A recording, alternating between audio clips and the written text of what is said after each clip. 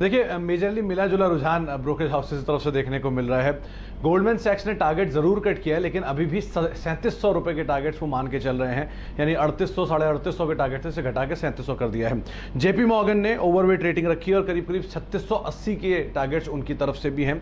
Macquarie की अभी भी आउट परफॉर्म रेटिंग है और 3640 के आसपास के टारगेट्स उनकी तरफ से भी हैं। तो ये 3-4 ब्रोकरेज हाउसेस ऐसे हैं जो कि तेजी की साइड यहाँ पर देख रहे हैं। अच्छा, यूबीएस ने न्यूट्रल स्टांस मेंटेन किया है, करीब 3350 के आसपास के टारगेट्स उनके हैं, लेकिन सिटी ने सेल कॉल दी है और 3100 के आसपास के टारगेट्स उनके, उन्होंने टारगेट घटाया भी है, 3220 से घटाकर 3100 के आसपास के टारगेट्स किए हैं।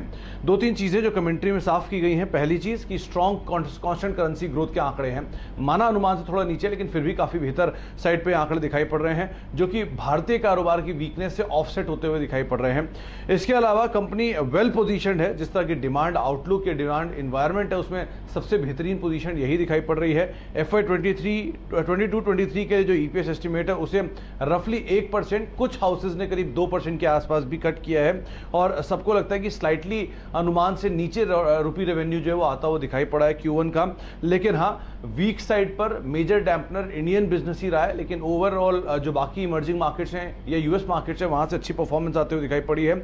और थोड़ा सा कंसर्न वैल्यूएशन को लेकर रेज किया गया कि FY 22-23 के ईपीएस के हिसाब से थोड़ा महंगा दिखाई पड़ रहा है, इसलिए हो सकता है साइडलाइन होता हुआ दिखाई पड़े, लेकिन फिर भी मेजर बड़ा कोई कट नहीं है और कोई बड़ा डाउनग्रेड भी नहीं है। तो आप ये मान के चलिए कंसेंसस टारगेट अभी भी 3500-3600 की रेंज में ही आ रहे हैं, और अगर लोएस्ट एंड पे भी जाएंगे तो भी 3100 रुपए के आसपास के टारगेट्स हैं। ये आपके सामने देखिए, अभी कुछ देर पहले इंश्योरेंस की बात हुई तो एक रिपोर्ट मुझे सिटी की मिली है, जहां पर इंश्योरेंस में उन्होंने SBI लाइफ को अपनी प्रिफर्ड पिक के तौर पे मेंटेन किया। उनको लगता है कि ये एक कंपनी है जो कि बेहतरीन पोजीशन है स्पेस के अंदर।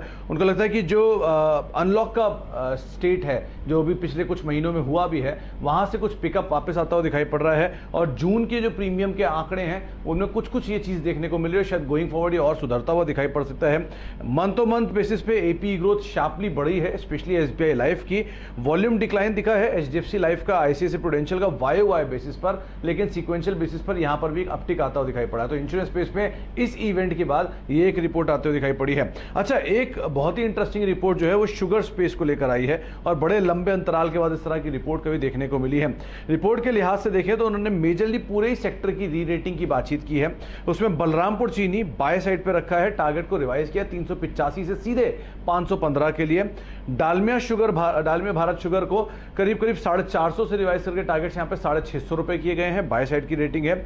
अवध शुगर 345 से 685, सबसे बड़ा एक अपग्रेड इस स्पेस के अंदर आता हुआ दिखाई पड़ा है, लगभग दोगुने के आसपास टारगेट्स किए हैं।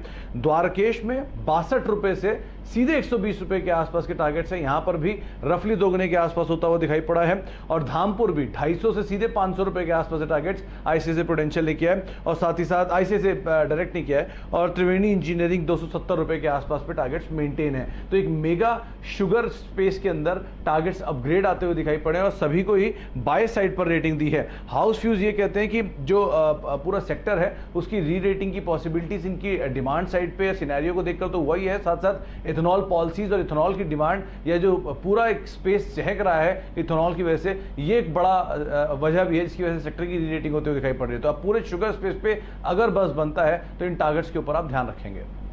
तो यूं समझिए सुमित जी, अगर